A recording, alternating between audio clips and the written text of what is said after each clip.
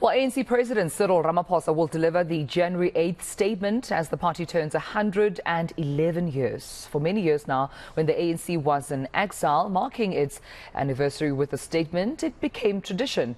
It's used, therefore, as a platform to outline the organization's program for the year and to further influence government policy. So, for more on this, we're now joined by political analyst Dr. Zamokuhle Mbandlwa this morning. Dr. Mbandlwa, thank you so much for your time and good morning to you. And indeed, I think it's quite a significant anniversary, right, for the ANC. It's 111th year since the founding date back in 1912, the 8th of January. But in 2022, what's the significance of the January 8th statement in your perspective? Thank you so much. Good morning, Tumelo, and good morning to the viewers at home. First and foremost, Tumelo, there has been some changes in how on what the January 8th statement has been saying to the people. You remember the January 8th statement was first introduced by the former President Oliver Tambo in 1972. And the intention of introducing January 8th statement in 1972 is quite different compared to why January 8th statement is being delivered in a democratic society.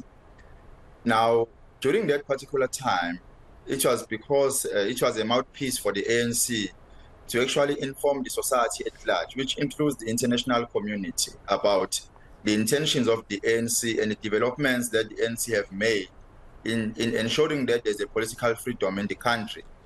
Now, looking at what the president have delivered last year in a January 8th statement, there are so many priorities that the ANC have prioritized, which includes the social cohesion and the addressing of the unemployment.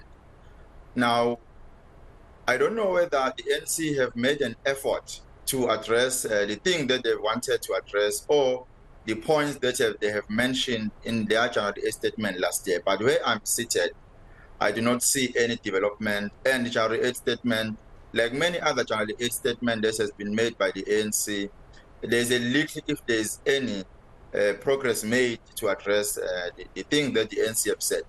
Now, of course, the January 8th statement is relevant for the ANC, but I beg to differ whether it's still relevant for the society at large, because whatever that they say in a January 8th statement is something that they say, but they do not implement.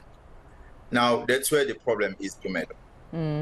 Why do you think there's lack of implementation? Why do you think, it's no longer that trusted mouthpiece that was used to communicate with South Africans as it used to be back in exile in the years such as 1972 when, Oliver Tambo first addressed using that January 8th statement? What lacks and where are the gaps in this modern democratic January 8th statement? I think it's because it's an intention of the ANC. It's not necessarily something that is possible to implement or something that is guaranteed to be implemented in government. Now, I do not know whether there is a resistance in government or there is no effort made by the ANC to implement whatever that they want to implement. It could be true that they are trying, but there is a resistance in government. But again, remember, the ANC nowadays is very divided, and whatever that the president will be saying on Sunday on the January 8th statement will be something that will be communicated by the NEC, because January 8th statement is not the statement of the president, but the statement of the NEC. And remember, the NEC is new, and remember, there are those who are NEC members who don't agree with the elected leadership. And of course, they will try by all means to sabotage the processes or to sabotage the implementation of the points or the agenda that the ANC might have. But Tumelo, also, the ANC has very good policies. Has always been about the implementation.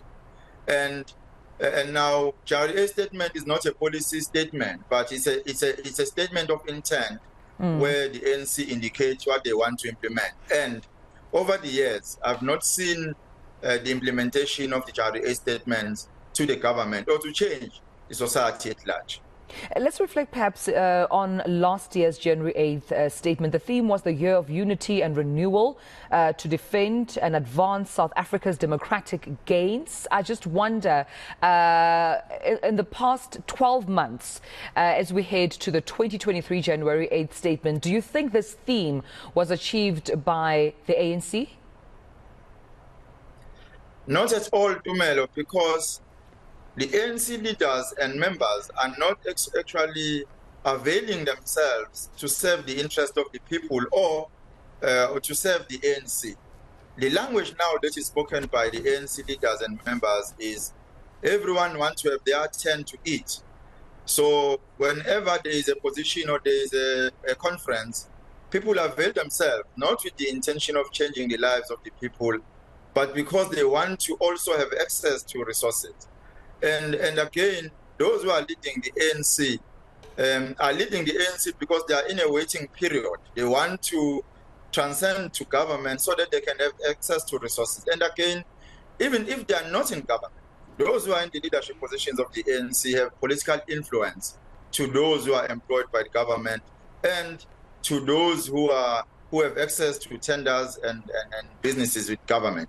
So again, that is the main reason. So it's very difficult to unite the ANC when there are resources available, because people are not interested in serving the people and also in saving the life and the soul of the ANC, but they are interested to access public resources and to have a power of influence.